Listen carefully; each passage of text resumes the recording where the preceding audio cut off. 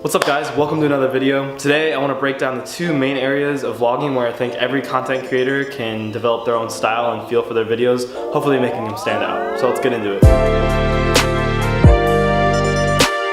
The first of these two main areas is content. So to start out, you have to use your own perspective to make your content stand out. You can only take so many trips, go to so many parties, or do so many cool things. And even when you do those things, there's probably someone with a nicer camera who's already done them. You need to think about and capture why you doing those things is different. Your ideas, your humor, your situation, your background, etc. Although it is your vlog, a lot of people find success in building this ensemble of characters in their videos. Two great examples of this, I think, are Katherine College and David Dobrik. Now, I don't think you should necessarily rely on your friends for content, but having your friends as an integral part of your videos can make your viewer feel like they're part of your friend group, which is pretty cool. The next tip I have is to be yourself. I didn't realize when I started vlogging that I'd be providing very valuable insight to prospective college students, but documenting my experiences as a college student has been mutually beneficial. As weird as it may sound, you are in a situation or environment that people are innately curious about. Take advantage of that and document it. Try to share a story through your experiences. I think the idea of sharing a story is often thrown around a lot, but often documenting your life can just be enough. But please, show me your life, don't just tell me about it. The content side of things may have seemed kind of abstract, but now let's talk about the details of how editing can really improve your videos.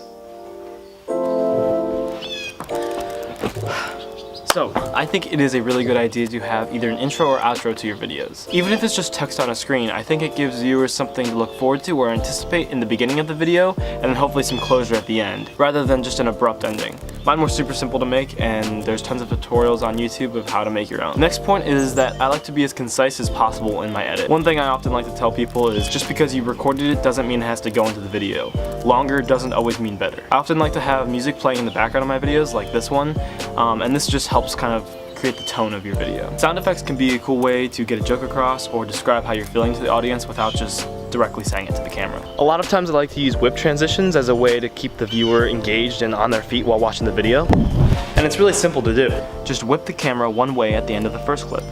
And then to start the next clip, whip the camera in the same direction. Then cut the clips halfway in the between, messing with opacity if you want for a nice transition.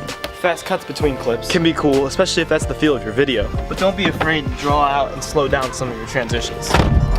There are a lot of people, myself included, that like to use montages as a way throughout their daily videos to show what they're doing in a more exciting or cinematic way.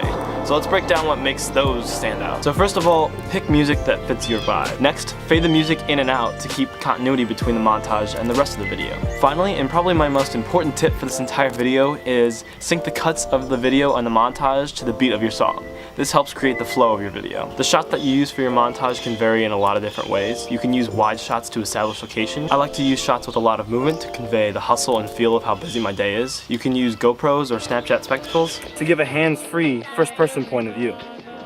Time lapses are really easy to shoot and edit and show the progression of time throughout your day. You can even do advanced time-lapse techniques like rotoscoping, slow motion, or real-time motion, do a time-lapse, or even a hyperlapse. Now, effects. Using a lot of effects may not be worth your time, especially if you're doing videos daily or every other day. But for instance, playing a clip in reverse or messing with the rotation of the clip can be really cool. Other accents like screen pumps or flashes can draw attention to certain shots or just make your video more interesting to watch. Of course, please sync these things with the music. The main effect I use in every single one of my videos is slow motion, which is pretty self-explanatory but gives the video a really cool feel and allows me to use speed ramping, which brings me to my next point, transitions. There are a ton of tutorials and plugins online for transitions that really distort the video, and I'm not really a huge fan of how they're most often used, which is without thought. In my opinion, all these crazy transitions are best used to give the illusion of camera movement, whether it's sliding right to and from clips that are already moving to the right, using those zoom transitions from a shot that's really tight out to a shot that's really wide, or even zooming in and rotating, keeping objects in your shots aligned while transitioning to a new perspective. Try to trick your audience with these transitions,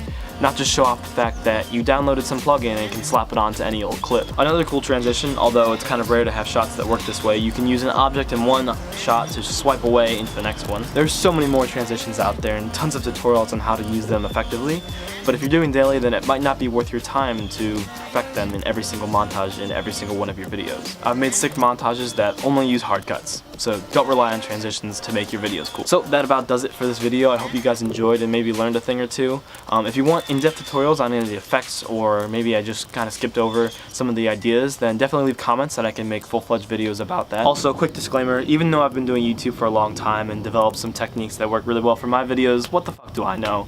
Develop your own style, don't listen to me, I don't really know anything, so yeah. And the final piece of advice I have for you is the only way you get better at any of these techniques or anything in general is by practicing, so never stop creating and always love what you do. Thank you guys so much for watching, I hope you've enjoyed, and I'll see you in the next